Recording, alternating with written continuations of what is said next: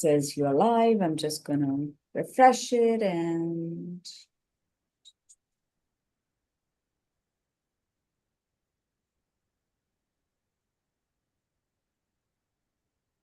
okay, I see us. We are live. I just hope I don't have to mute myself anywhere. Yeah, we are already muted. All right, we are live, Mona. So, hello, everybody. Sarika dialing in from Pune. Mona dialing in from Montreal, Canada. Okay, so let's dive right in, right? We are talking today about change fatigue, how to lead when your team is tired of change. So I'm going to give this a start with one of the teams I worked with, but how about you wanna go ahead and start this off, Mona? It says we want. I think we have good stories, and I think in the current situation and everywhere, I don't know anybody who hasn't, lived through change fatigue in one way or the other. I think it's with everything, going so fast, so many initiatives, many. It's absolutely normal that there's change fatigue, but it means that companies need to start looking at different ways to working to try to alleviate as best as they can the current situation. What about on your end? What have you seen, Sarika, about change fatigue? Right. So maybe I'll just share one of my stories, and I'm purposely going back in time because that's like one of the key stories which also touched me in a different way. But maybe we'll talk only about the change fatigue from the point of view of the people impacted by it and not the change drivers like us, because I think that can be a total different conversation altogether. Uh, and we'll have way too many things to share about. But okay, so I'll share one a story of one of the teams I was working with, and they were already working on a huge piece of change that I was driving from an organizational change point of view with them, and it was more like a cultural change. And people obviously were trying to understand it, what it meant for them as individuals, as a team. How can they adapt? How can they change the way they were working? And just while they were processing all of this with the change with me, just then another change arrives, and that's like a whole testing tool suite that has got to be changed across the organization. Could that wait until this change was done? First of all, yeah, it's a cultural change. It can't be done today or overnight. So it's got to wait at least a year for you to start seeing the differences in ways of working. But obviously, no, right? No other change can wait while one is happening. So, okay, fair enough. Two changes, right? Side by side. But not even 2 weeks had passed, Mona, and there was a third change that had to come in because restructuring, organizational restructuring came along. Can you say no to that? Of course not. But, different reporting, dotted line, solid line, all of that started happening. That meant different things for people. And yeah, that also led to some insecurities, obviously. But while that was happening, so now that's three changes happening at the same time. And all of a sudden, there's another change that hits and says, oh, we should reduce the number of process documents that are required in these kind of projects. And they were one of those projects too. That team was working on something similar. And of course, that's a good thing, right? Less documentation, yay. But guess what? That's the fourth change. And as if that was less, then there was a leadership change. Fifth change. As if that was less, there was a product priorities change. And this is one of the many teams I'm saying, and they were just being impacted by one change after the other, one change after the other. And then I started noticing that now people even started to look at change work as something to be done outside office hours. I'm sure you've seen that too, but what do Yeah. you do when that work that has to be done on top of their day-to-day work, that starts looking like additional work? What kind of behaviors would we expect from such teams? Like, we'll get frustration, we'll get pushback, we'll get cynicism, silence, or people even saying, oh no, not another change. We are just so tired. And a lot of times, I think you and I both will agree that resistance starts to look like change fatigue, and people mistake it as resistance. It's not. It's just that people are tired with back-to-back organizational changes, and all of that in addition to the changes that we are all going through in our personal life. So for me, I'll pause with that before we go on to the long answer to your short question, how do I see it? And this is just one of the many stories that I thought would help to share today. Exactly. I think it's very easy to think, oh, they're resisting the change. But active resistance means that people are actually vocal. They put in energy telling you they don't want to do the change. They're not in agreement with the change. Change fatigue is different. You see it in the passive resignation, the loss of trust, and just overloaded with so much information that they have like cognitive exhaustion. And we need our brains to be clear. So that's at a point, I always have like a good analogy that sometimes I feel like we're treated like machines. And I mean, even a laptop that you're writing, like you're going to know that it's going to burn out and you're going to put it on a pause or cool it off. So why are you not having pause and cool off sessions, for your employees? Because we're all organic, the cognitive overload's going to come. So there is a difference with that. Resistance, it's active. They have energy enough to tell you that they're in disagreement and they don't agree because of A, B, C. That the fatigue, the change fatigue is quite different. So it's very important for leaders to be able to have a safe space, to be able to talk to their people, and they feel safe enough to say, like, I can't, like, I can't eat another piece. I'm like, I'm stuffed, like I can't do it. So I think that's the difference between change fatigue and resistance. That is very important to make a difference, because the strategies to mitigate that are very different. Exactly. And like you rightly said, there is a big difference there. And just for people who might be listening and watching this one, change fatigue is really not that people don't like change. It's not even that people need to become more resilient to do more change.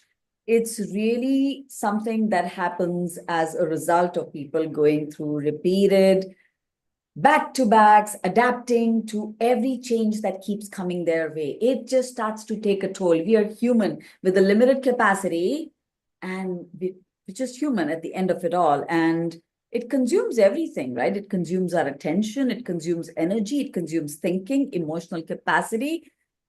And of course, every change is good. We're not saying changes are bad, and they aren't saying that either. It's just that a lot of back-to-back stuff adds to exhaustion. And maybe there's a different question that we want to ask. And you rightly put all the active and passive there already. So I'm not going to talk more on that. But in simple words, this is how I would just distinguish, right? It's not that people need to be more resilient to take more change. Maybe we have to change the way we are asking the question around change itself. Absolutely. And how companies are managing a change, how a leader is managing change for their team, and how the team can pull up their experience with change. So it's all that ecosystem that you have to look at. And God knows, we know that it's not easy. It's very tricky, especially like we see with anything AI adoption, any tool adoption. There's so many new deployments, new changes, you know, uh, I have a community of practice that I'm rolling for an AI tool, and we want to, every day tell us, please publish the best practices. From 1 month to the next, the best practices change. So it's like, oh my God, how much energy are we going to put to? So we're trying to be very lean and see where we can put the tidbit of information and update it. But it's changing so much every month, every month, every month, every month. There's something. So it is a very complex and difficult situation. We're not taking that out. It is complex and difficult for leaders, organization, and people to deal with it. But there are ways. There are really ways. It's just you have to be very disciplined and structured to do it. But there are ways to alleviate as best as you can change fatigue. Oh, indeed. Yes. And I think I'll go back to the point where I said, maybe we want to start changing the way we are looking at change altogether, right? Because I think a lot of us know, you give the example of AI, and that's what I want to touch back upon. I mean, we know that change is a given in today's world, and everybody is trying to inspect and adapt and just do things very quickly. I think the pace of change is the fastest right now that we are in, even from what it was maybe a year or two ago. It's really fast. So, probably the best thing we can do is create good conditions under which people experience change. And rather than just introducing new change one after the other, maybe we need to even stop or start asking, what is it that we can stop rather than just keep adding on to the changes, list of changes, because you need to stop and subtract something rather than just getting, more and more added on top, right? Like I said, again, in the just a few minutes ago, it's people have a limited capacity. We don't have spare capacity to keep working on. Otherwise, you'll find everyone just getting exhausted with the change and saying, no, we can't do this. And that's not healthy at all. No, I think the key word is definitely capacity. Capacity and prioritization, hand in hand, are absolutely key on this. You can't have 10 priority number ones, 10 priority number twos, 10, like, it's just like, do you have the capacity? Do you have teams large enough to deal with all of that? Most people don't, because the current situation is budget cuts, budget cuts. And so you have less people to do more work, do them faster. And let's face it, I know I hear it a lot in management. They're like, well, with AI, things will be easier. People have to adopt the AI tools. And there's like little AI feature in every tool that you worked with. Even there's tools that you've worked with for a long time, and all of a sudden you have a pop-up one morning, there's a new feature to learn. So you're constantly learning new things. But how much do you have the capacity to do it? Most of us have a full week that we manage our workload, and then on top of that, we're supposed to squeeze in some time to learn more things also. So it's that finding that balance. That's why capacity and prioritization is absolutely key for anybody. Like, you can't, like, that's the root cause of we can't not speak about these two things, because that's really the foundation of it. You need to plan and prioritize with the amount of people you have in. And you have to ask the hard questions. Like, sometimes everything feels like it needs to be done, but when you really analyze it, you realize, maybe this can wait for next month, and we focus.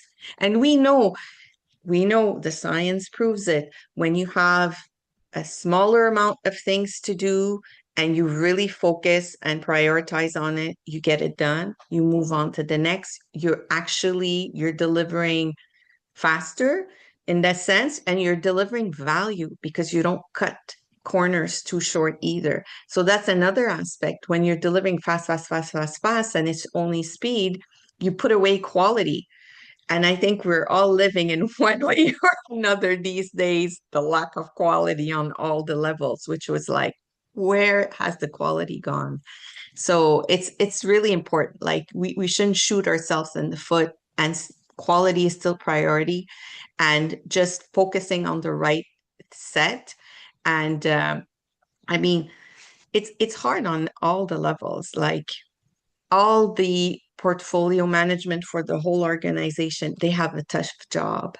Leaders themselves managing their team portfolio, having all these initiatives, and the PMO, let's say, telling them to do this, but then you have like run operational. How, everybody feels that they're stuck between a rock and a hard place. That's why having really rigorous and disciplined prioritization and capacity planning is absolutely key. Key. Totally aligned with everything you've said, because then I would say, okay, before we are introducing a next change initiative or anything, right? Anybody in the organization for one team, because I think let's accept that different parts of the organizations also work independently sometimes, or most of the times they don't even want to talk to each other. But how difficult is it just to make the existing change load visible, right? Even if it's not your initiative, ask the people what else are they adapting to, even if you are reaching out to them, right?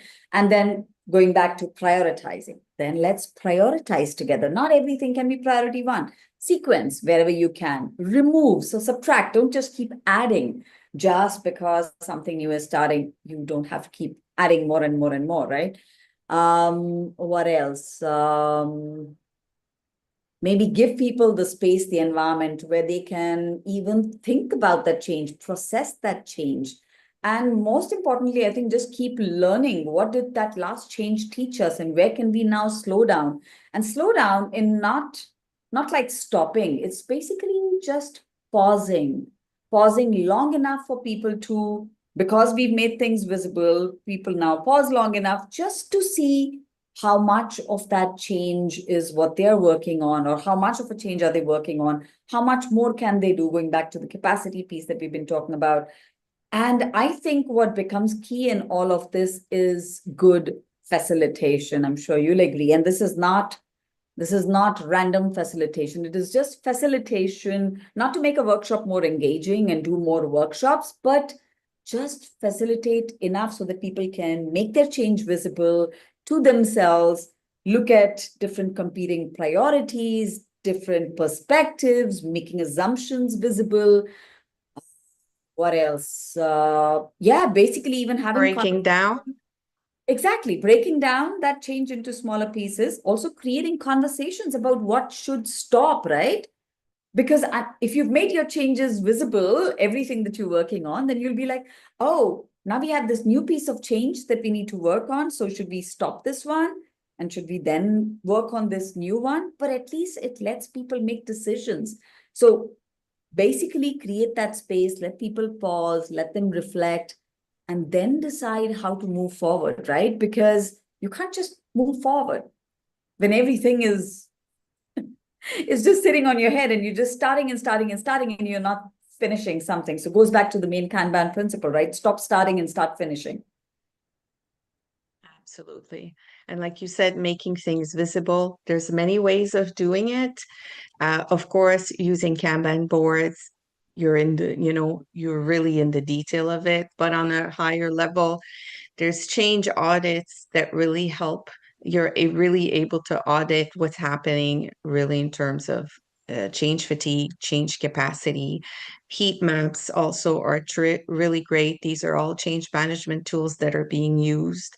Um, Break down as much as you can your workload. If you're able, like maybe not something that's obligatory, like a compliance initiative, but any other initiative that you can co-create and pull people that they created or plan it with you, you do it, because there's others that you just can't. It's part of it. Um, and yeah, like having a really strict framework for what's prioritized, what's pushed out, is also having that discipline. And having cool down sessions also, like when your team or many initiatives are about to, like, I know a lot, Q3, the third trimester is like push, push, push, push, push to have everything done by the end of the year, right? Well, have a cool down session of your people, like to rest cognitively. Their brain needs to rest. Everything needs to rest for them to recharge and attack another big initiative. So these are all really important aspects that can make a difference to mitigate as much as possible the current situation. Yeah, and we should, and I will say this is a strong point. It's not fair to say that, people just need to get better at coping with change. I think we need to get better at designing how change happens because people have limited capacity and you can only do as much. And if we just keep throwing a lot of change at people, like I think in the lean change world, we call that change spaghetti. So if we just keep throwing change at people, I don't think it's going to work out in the long run. That is obviously going to lead to change fatigue or whatever. Yeah, change fatigue. And then the question would be, oh, how do we overcome change fatigue? So now let's get help to do that. And that's not fair to the people in the setup, right? So let's not ask people to run faster, maybe create better conditions in which people can run more efficiently and effectively so that change fatigue does not even hit them. You can at least make it minimal, right? By keeping in mind everything that Mona and I have been talking about. So Well, if you're talking about running, it's managing the pace basically so that you can arrive. There's some parts it's a sprint, there's some parts it's a marathon. So managing your pace to be able to arrive at the finish line is important.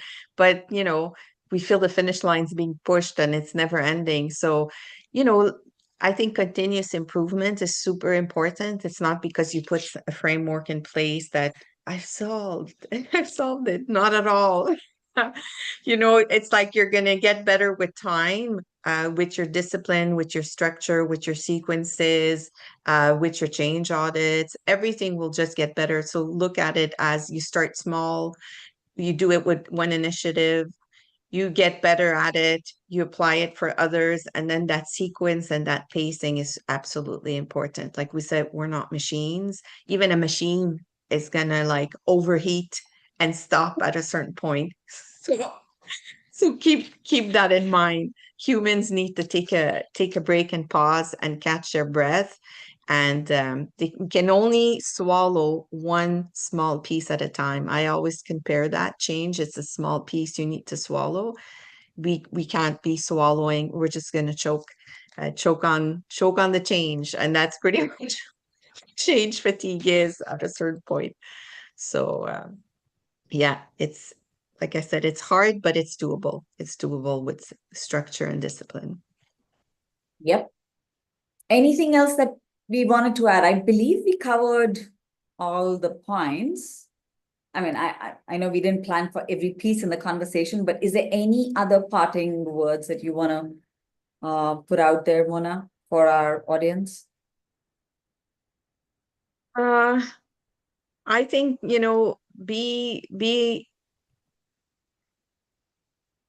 be realistic and pragmatic as best as you can. I think,